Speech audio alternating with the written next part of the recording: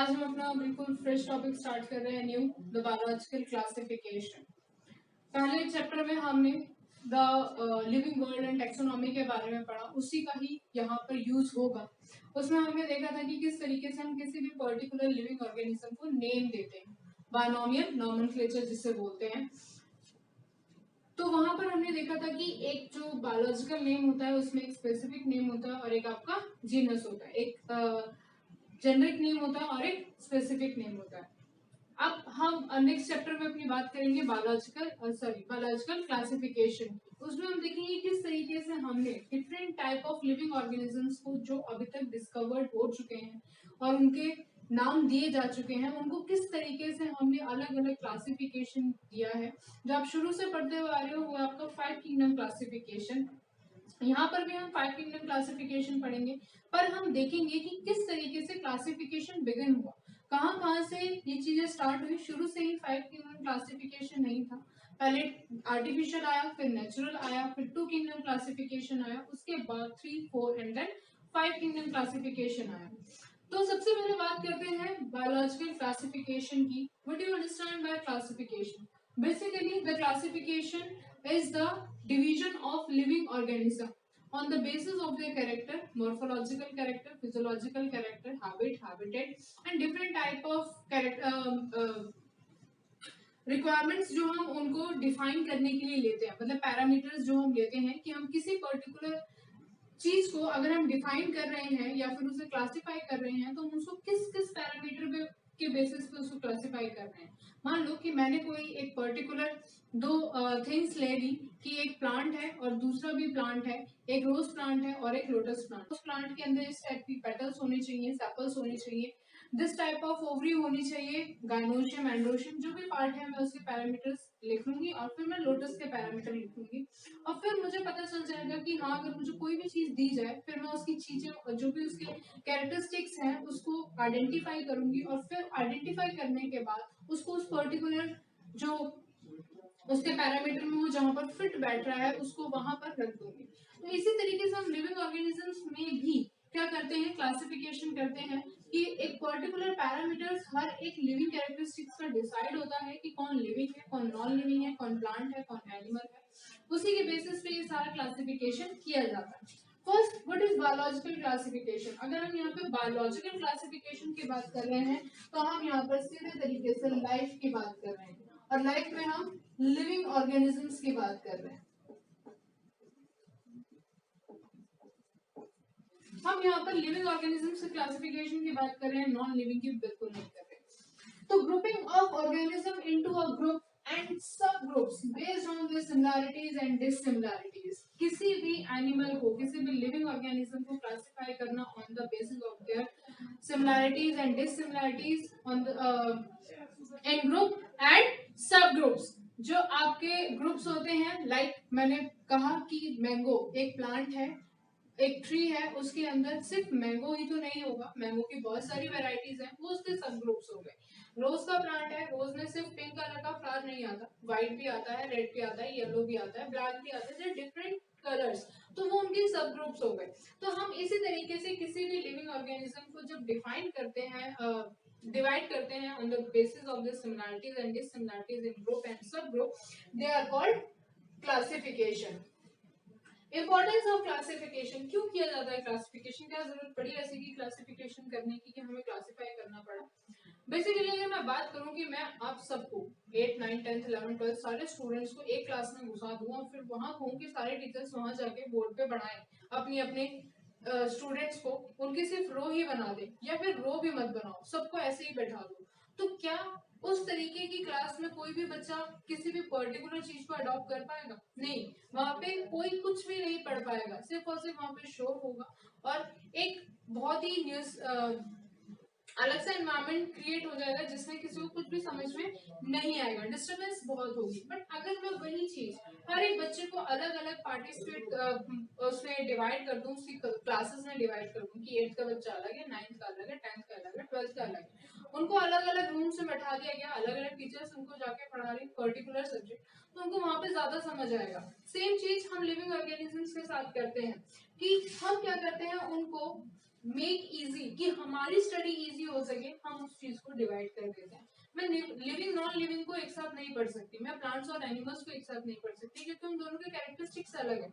ऐसे ही सारे living organisms को एक साथ नहीं पढ़ा जा सकता, क्योंकि उनके कैरेक्टर्स अलग हैं। बर्ड अलग है, फिश अलग है, हर्ब्स अलग होते हैं, शर्ब्स अलग होते हैं, ट्रीज अलग होते हैं, टाइडोफाइट अलग है, जिम्नोस्पर्म अलग है, एंजियोस्पर्म्स अलग है। हम सब ने उनके कैरेक्टरिस्टिक्स के बेसिस पे पैरामीटर सेट किया और उनको अलग अलग चीजों में डिवाइड कर दिया, अलग अलग ग्रुप्स में डिवाइड कर दिया।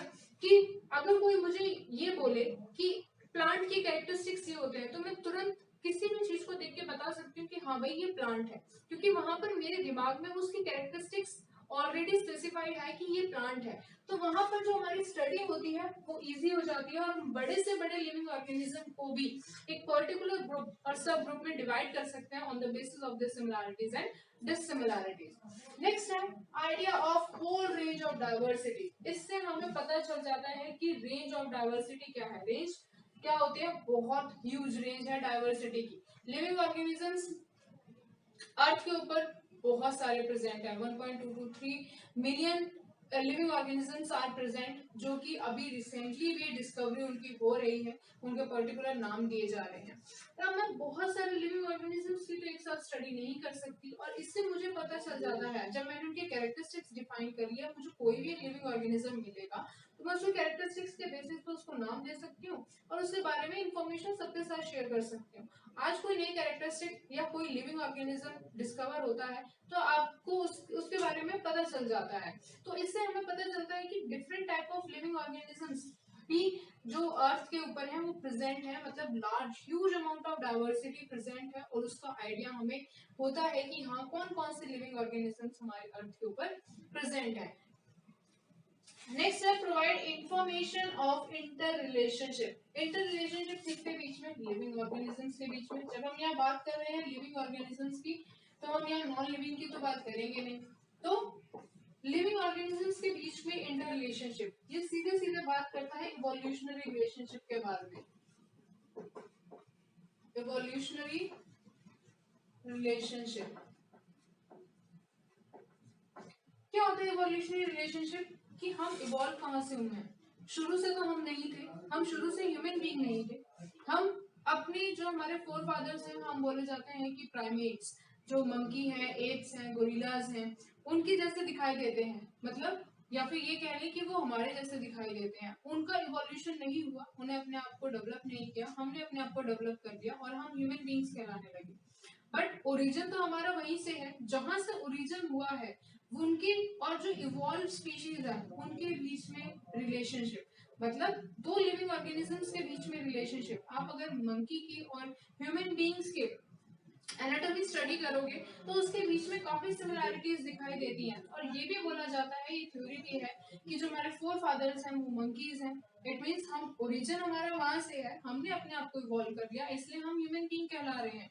बट इंटर रिलेशनशिप तो हमारा उन दोनों के बीच में है। तो ये चीज क्लासिफिकेशन में दिखाई देती है कि कोई एक चीज शुरू से ही वैसी नहीं थी, वो डेवलप हुई है on the basis of the particular type of temperature habitat। उसने अपने आप को किस तरीके से चेंज किया, ऐसे कौन से कॉन्सिक्वेंसेस रहे होंगे, ऐसे कौन से हैबिटेट और टेम्परेचर रहा होगा जिसकी वजह से उसने अपने आप को चेंज किया और उसके अंदर इवोल्यूशन हो गया, और जो दूसरी स्पीशीज है उसके अंदर नहीं हुआ, क्योंकि उसने अपने आप को चेंज नहीं किया अकॉर्डिंग टू टाइम और या अकॉर्डिंग टू टेम्परेचर और हैबिटेट। तो उन दोनों के बीच में रिलेशनशिप पढ़ना और समझना बहुत जरूरी है, क्योंकि हमें पता चलता है कि हम इवॉल्व कहाँ से हुए। तो उसे क्या बोलते हैं, प्रोवाइड इंफॉर्मेशन इंटर रिलेशनशिप। दो स्पीसीज के बीच में या दो जीनस के बीच में कहाँ से आई, कौन सी ऐसे जो उनके बीच के रिलेशनशिप है वो शो करता है। नेक्स्ट है identification of known and unknown organisms. अब इससे हमें पता चल जाता है कि नोन कौन से हैं और अननोन कौन से हैं। मेरे को कोई दो स्पीशीज या कोई दो ऑर्गेनिज्म मिले, एक ऑर्गेनिज्म जाना पहचाना सा था, उसके कैरेक्टर्स को जो मैंने स्टडी किया तो मुझे पता चल गया कि हाँ वो एक पर्टिकुलर टाइप का मोनेरा है। बट मेरे को दूसरा ऑर्गेनिज्म मिला, उसके कैरेक्टरिस्टिक्स बहुत अलग थे, वो किसी दो ग्रुप से या दो आइडेंटिफिकेशन ऑफ नोन और अननोन ऑर्गेनिजम्स के बारे में जब हम बात करते हैं, मतलब मुझको कोई भी दो लिविंग ऑर्गेनिज्म मिले, एक के कैरेक्टरिस्टिक्स को जब मैंने स्टडी किया तो मुझे पता चल गया कि हाँ ये पर्टिकुलर टाइप का मोनेरा है, बट जब मैंने दूसरी की स्टडी करी तो मुझे उसके कैरेक्टरिस्टिक्स किसी भी क्लासिफिकेशन से कंप्लीटली मैच नहीं कर रहे थे, थोड़े बहुत मैच कर रहे थे। मुझे पता चल गया कि अब ये डिफरेंट टाइप का ऑर्गेनिज्म है। अब वहां पर मुझे समझ आ गया कि एक तो लिविंग ऑर्गेनिज्म नोन है और दूसरा अननोन है। मतलब अब मैं उसके बारे में डिस्कवरी करना शुरू करूंगी, उसकी नई क्लास दी जाएगी, उसका सारा मॉर्फोलॉजिकल, एनाटॉमिकल, हैबिटेट, टेम्परेचर वगैरह सब चेक किया जाएगा कि वो किस तरीके का लिविंग ऑर्गेनिज्म है, कौन से हैबिटेट में मिलता है और उसके अंदर के फिजिकल कैरेक्टरिस्टिक्स क्या है। तो वहां पर हम जो रिलेशनशिप है, जो हमें आइडेंटिफिकेशन है, वो हमें बताता है कि किसी दो ऑर्गेनिजम्स के बीच में आइडेंटिफिकेशन, मतलब दो लिविंग ऑर्गेनिज्म, और हमें ये भी पता चलता है कि कौन सा लिविंग ऑर्गेनिज्म, वो जो three type of classification, sorry, जो आपका थ्री टाइप ऑफ क्लासिफिकेशन है उसमें सबसे पहले आपका आर्टिफिशियल सिस्टम ऑफ क्लासिफिकेशन, दूसरा नेचुरल सिस्टम ऑफ क्लासिफिकेशन और तीसरा है आपका टू किंगडम क्लासिफिकेशन। जो आपका आर्टिफिशियल सिस्टम ऑफ क्लासिफिकेशन है वो एरिस्टोटल ने दिया था, और जो एरिस्टोटल ने दिया था, और उन्होंने बेसिकली जो किसी भी लिविंग ऑर्गेनिज्म को डिफाइन किया था वो उन्होंने सिर्फ उसके फॉर्म और हैबिटेट को लिया था, और फिर मॉर्फोलॉजिकल कैरेक्टर्स को, मतलब बाहर से किसी भी चीज को देखा और उसको क्लासिफाई कर दिया। प्लांट जैसे दिख रहे तो प्लांट है, अगर ग्रीन लीव्स हैं या फिर उसके अंदर ग्रीन कलर होगा तो वो प्लांट है, और अगर वो एनिमल जैसे दिख रहा है तो वो एनिमल है, जो कि बहुत ही अनकॉमन टाइप का क्लासिफिकेशन था। इन्होंने प्लांट्स में जो क्लासिफिकेशन किया वो उन्होंने इस बेसिस पे किया, ट्रीज, श्रब एंड हर्ब। इस बेसिस पे उन्होंने प्लांट्स का क्लासिफिकेशन किया, और जब एनिमल्स का क्लासिफिकेशन किया तो इन्होंने सिर्फ दो पॉइंट्स लिए, animals with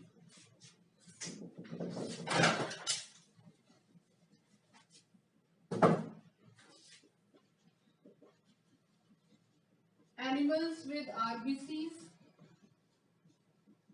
and without RBCs, मतलब जिनके पास रेड ब्लड सेल थे वो और जिनके पास नहीं थे वो। इन्होंने किसी भी टाइप का इवोल्यूशनरी रिलेशनशिप के बारे में नहीं बताया, कुछ भी ऐसा चीज नहीं बताई कि जिस तरीके की इस क्लासिफिकेशन को एक ट्रू टाइप का क्लासिफिकेशन माना जाए। उसके बाद आया नेचुरल सिस्टम ऑफ क्लासिफिकेशन। जो नेचुरल सिस्टम ऑफ क्लासिफिकेशन थे उसके अंदर जो आपके नेचुरल कैरेक्टरिस्टिक्स थे वो लिए गए, और इसके अंदर भी मॉर्फोलॉजिकल कैरेक्टरिस्टिक्स की बात की गई, मॉर्फोलॉजिकल कैरेक्टर्स लिए गए। बस इसके अंदर जो हेटेरोजेनस ग्रुपिंग ऑफ ऑर्गेनिजम्स थी उसको अवॉइड किया गया। मतलब इसके अंदर क्या था, हेटेरोजेनस ग्रुपिंग ऑफ ऑर्गेनिजम्स थी। किसी भी ऑर्गेनिज्म मतलब डिफरेंट टाइप के, हेटेरो का मतलब होता है डिफरेंट टाइप के ऑर्गेनिजम्स को एक साथ रख दिया। अब पढ़ते हैं कि मोनेरा अलग होता है, प्रोटिस्टा अलग होता है, फंगस अलग होती है, प्लांटिया अलग होते हैं, एनिमेलिया अलग होता है। इन्होंने सिर्फ दो चीज ली, प्लांट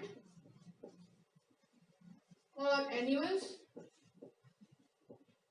और प्लांट्स में भी ट्री, हर्ब एंड श्रब, बस, और एनिमल्स में आरबीसीज और विदाउट आरबीसीज, ये करके इन्होंने छोड़ दिया। इसमें भी इन्होंने मॉर्फोलॉजिकल कैरेक्टर्स ही लिए, और बस इसके अंदर heterogeneous grouping of organisms avoid किया गया। तो ये थोड़ा बहुत सही था, बट कंप्लीटली ये भी सही नहीं था। फिर लास्ट में आपके आते हैं two kingdom classification. Carolus Linnaeus ने दिया, जिन्हें फादर ऑफ क्लासिफिकेशन भी बोला जाता है, फादर ऑफ क्लासिफिकेशन, क्योंकि इन्होंने सबसे पहले बेसिक क्लासिफिकेशन की बात की थी कि प्लांट्स और एनिमल्स, इन्होंने दो किंगडम क्लासिफिकेशन दिया था। First is your planting and second is your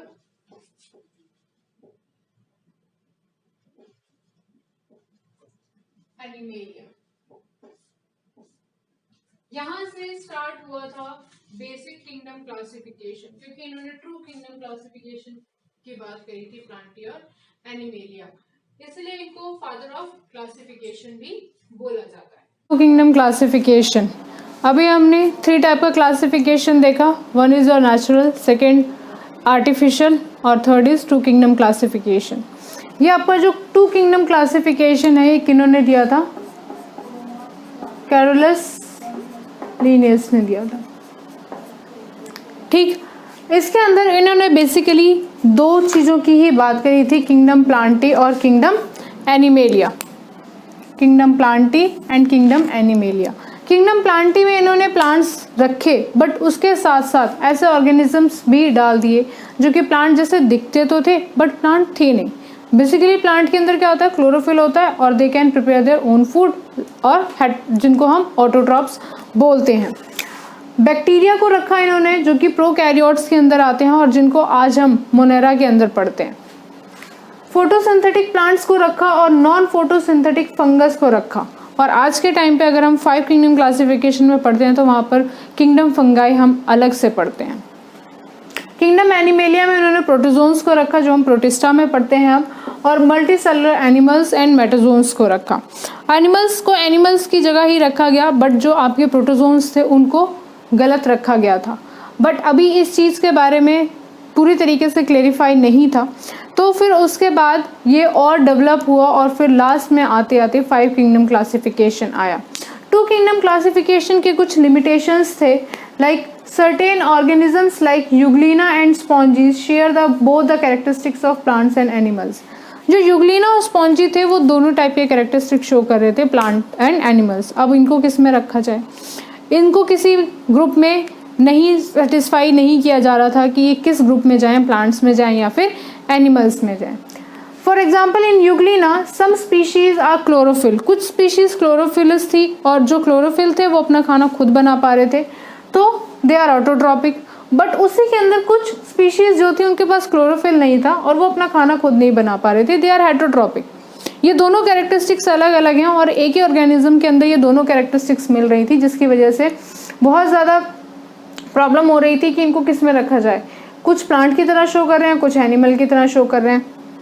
तो किसी भी चीज़ को या तो एक ही कैटेगरी में रखा जा सकता है, या तो वो प्लांट होगा या कम्प्लीटली एनिमल होगा, या फिर उसको और कोई उसकी क्लास बनाई जानी चाहिए। बट उस टाइम तक ऐसी कोई क्लास नहीं बनी थी।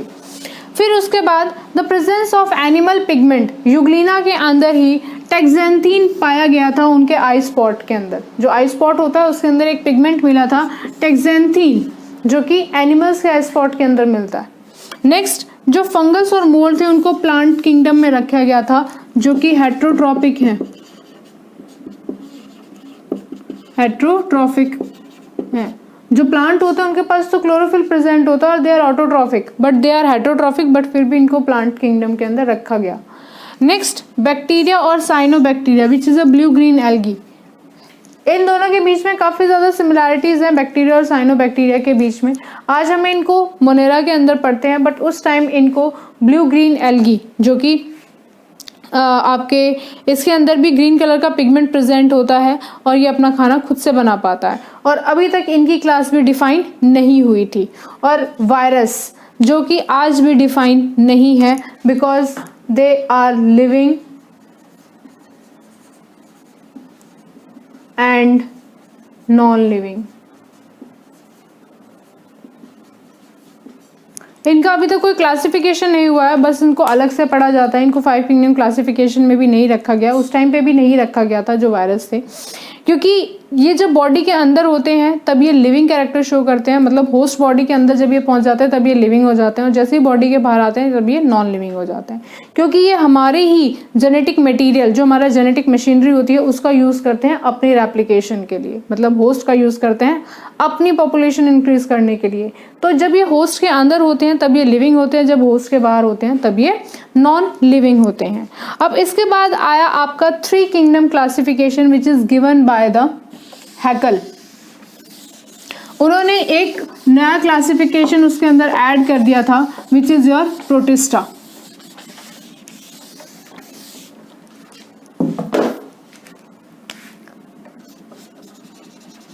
थ्री किंगडम क्लासिफिकेशन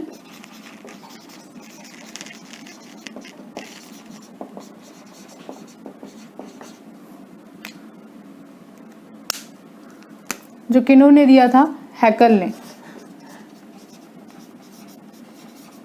इन 1866।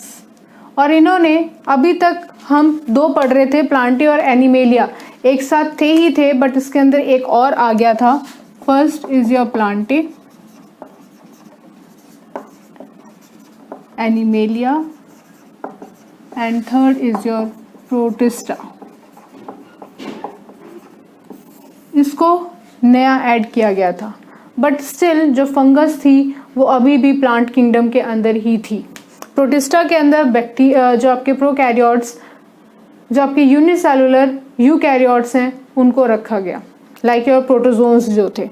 फिर उसके बाद थर्ड जो 4 किंगडम क्लासिफिकेशन था, 4 किंगडम क्लासिफिकेशन।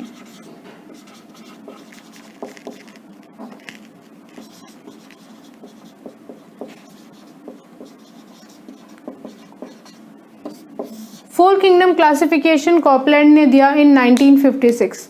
उन्होंने उसके अंदर एक और चीज ऐड कर दी, मोनेराज।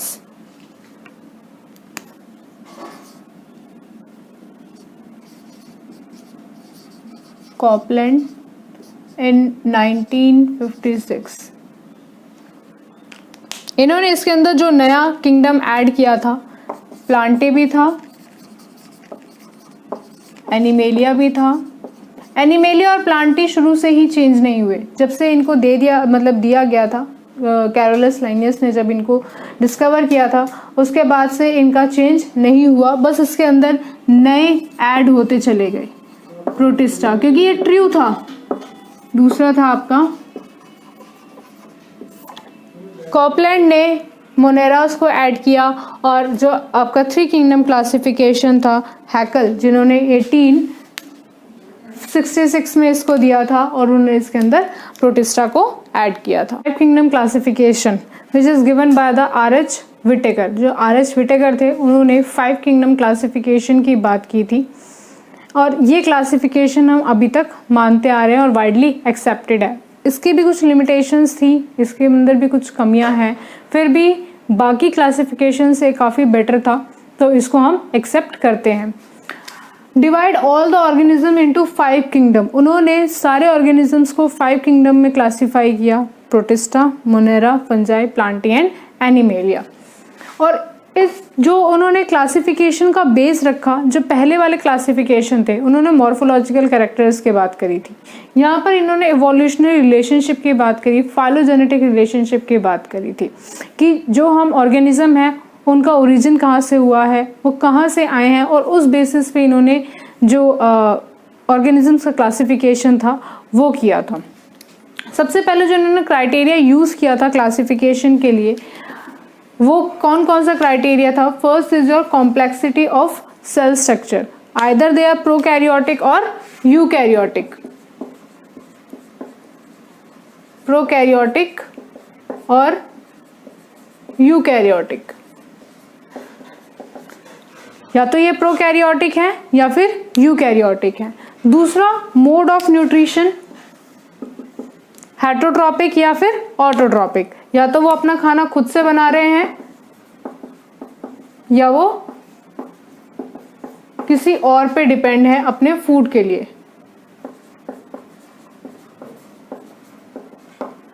थर्ड था बॉडी ऑर्गेनाइजेशन, यूनिसेलुलर और मल्टी सेलुलर, यूनिसेलुलर और मल्टी सेलुलर, मतलब जो उनकी बॉडी है सिंगल सेल्ड है या फिर बहुत सारे सेल से बनी हुई है, टिश्यू। फोर्थ क्राइटेरिया उन्होंने लिया इवोल्यूशनरी रिलेशनशिप का, कि मतलब जो प्लांट्स और एनिमल्स हैं, या जो भी इन्होंने ऑर्गेनिजम्स को डिवाइड किया, वो कहाँ से आए हैं, उनका न्यू ओरिजिन कहाँ से, मतलब वो ओरिजिनेट कहाँ से हुए हैं, ऐसे कौन सा इवोल्यूशन हुआ उसके अंदर जिस वजह से वो इवॉल्व हुए। जो 5 किंगडम क्लासिफिकेशन था उसके अंदर सबसे पहले क्या था आपका?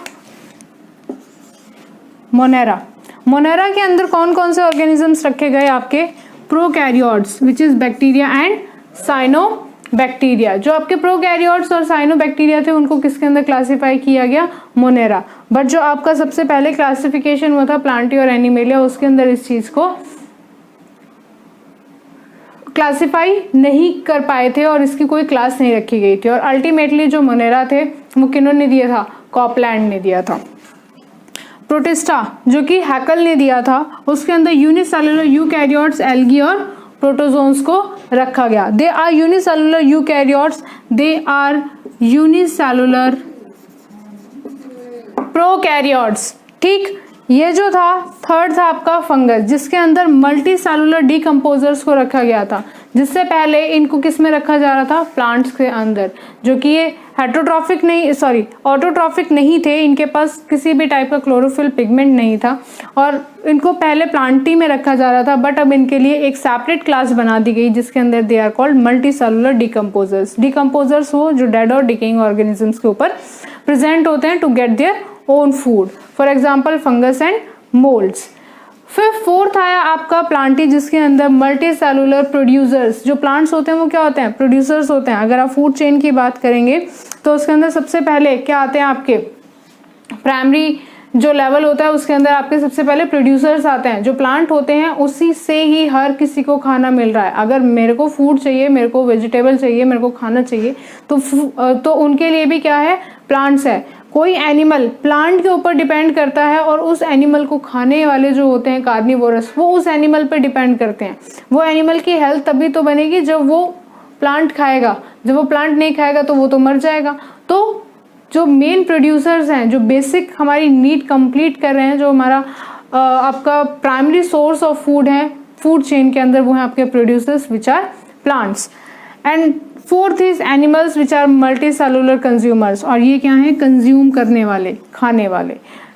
एनिमल्स जो हैं वो प्लांट को भी खाते हैं, कुछ कार्निवोरस वो एनिमल्स को खाते हैं, they are flesh eater animals. तो इस तरीके से 5 किंगडम क्लासिफिकेशन के अंदर ये कुछ क्राइटेरिया यूज़ करके उन्होंने ये जो 4 क्राइटेरिया यूज़ किया और अलग अलग ऑर्गेनिजम्स को डिफ्रेंशिएट किया। बट उसके बावजूद भी इसकी कुछ कमियां थी और इसकी कुछ मेरिट्स और डीमेरिट्स भी हैं। वो देख लेते हैं क्या क्या है इनके मेरिट्स और demerits.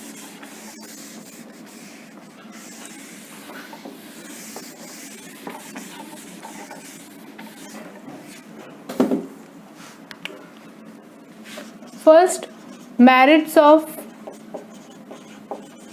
5 kingdom classification.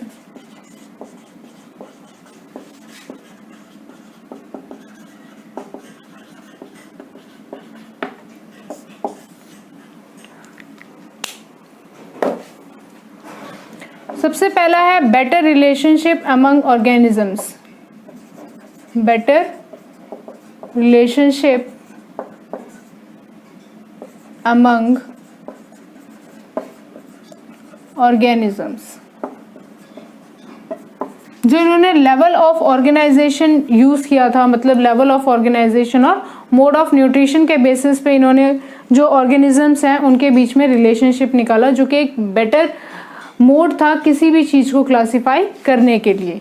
Level of organisation मतलब बॉडी ऑर्गेनाइजेशन कैसी थी उनकी, और जो सेलुलर और जो उनका आपका सेल टाइप था वो किस टाइप का था, प्रोकैरियोटिक थे, यूकैरियोटिक थे, यूनिसेलुलर थे, मल्टीसेलुलर थे। Level of organisation and mode of nutrition.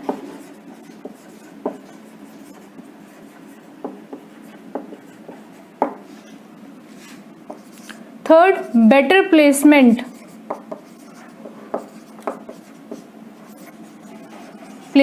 of bacteria and cyanobacteria and euglena, जिसके अंदर बोथ आपके प्लांट के भी कैरेक्टरिस्टिक्स थे और एनिमल्स के भी कैरेक्टरिस्टिक्स थे। अब उसको एक पर्टिकुलर जगह दे दी गई थी, बैक्टीरिया और साइनोबैक्टीरिया को भी एक पर्टिकुलर जगह मिल गई थी। थर्ड है evolutionary relationship,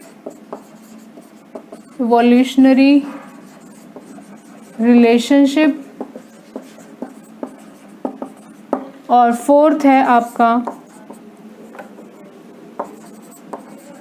better placement of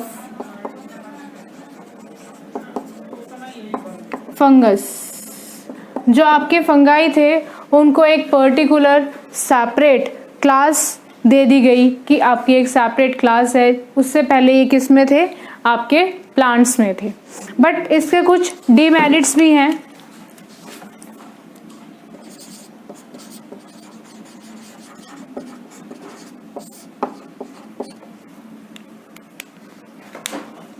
सबसे पहला है इसका डीमेरिट कि अभी तक वायरस के लिए कोई क्लासिफिकेशन नहीं है।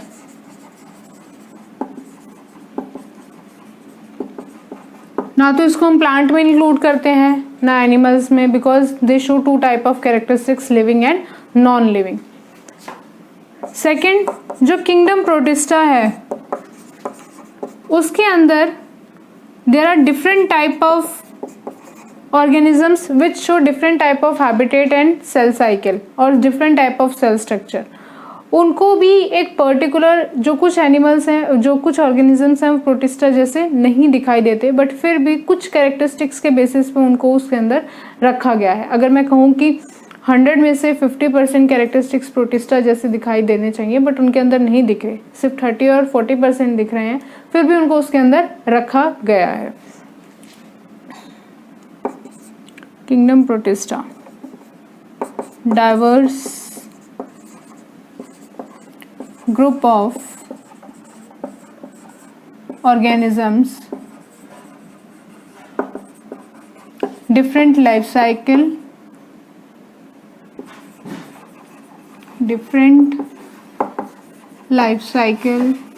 and structure। थर्ड पॉइंट है इसके अंदर, they have the plant animalia and fungi have polyphyletic. Plantae animalia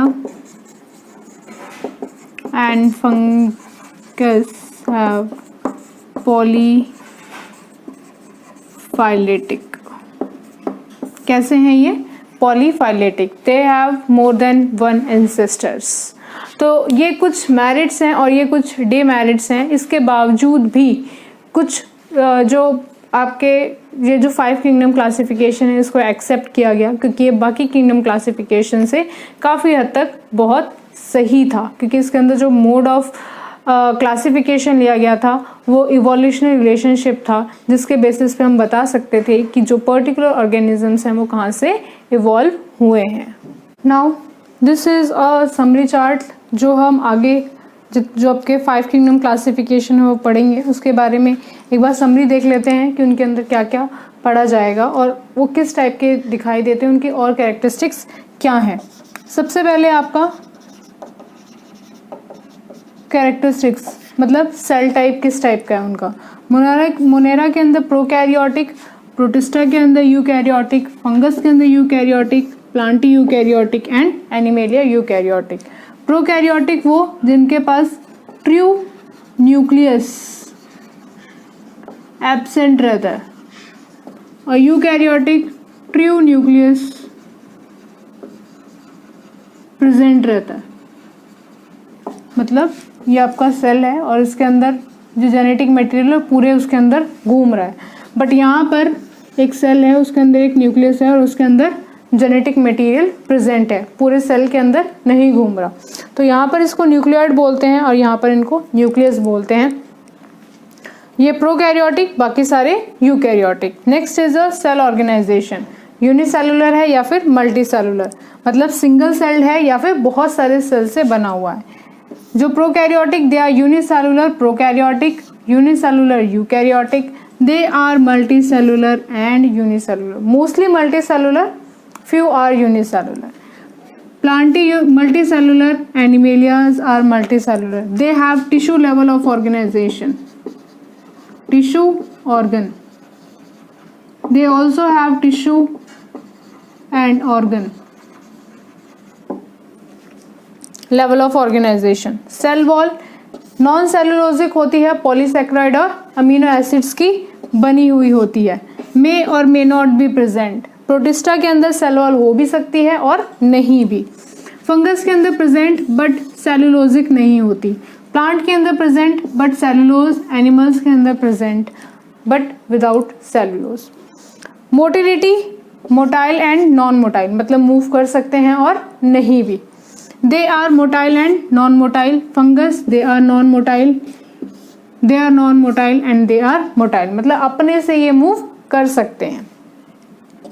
reproduction, इनके अंदर कंजुगेशन और ट्रांसडक्शन टाइप होगा, बस अभी नाम देख लो, जब पूरा इसके बारे में पढ़ेंगे तब मैं आपको बताऊंगी कि कंजुगेशन क्या होता है और ट्रांसडक्शन क्या होता है।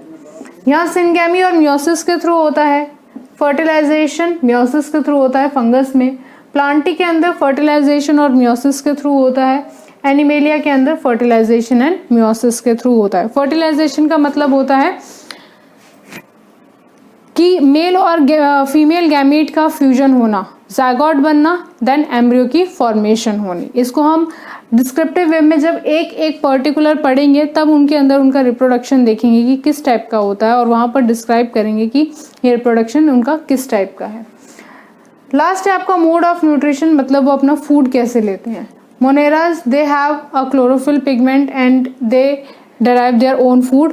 Autotrophic, they are autotrophic and heterotrophic. Protista, they are completely, fungus are completely heterotrophic। और इनका mode of nutrition saprotrophic and decomposer type, मतलब they depend on dead and decaying organism to get their own food. Plants autotrophic because they have chlorophyll and they can make their own food with the help of photosynthesis. Plant and animals are multicellular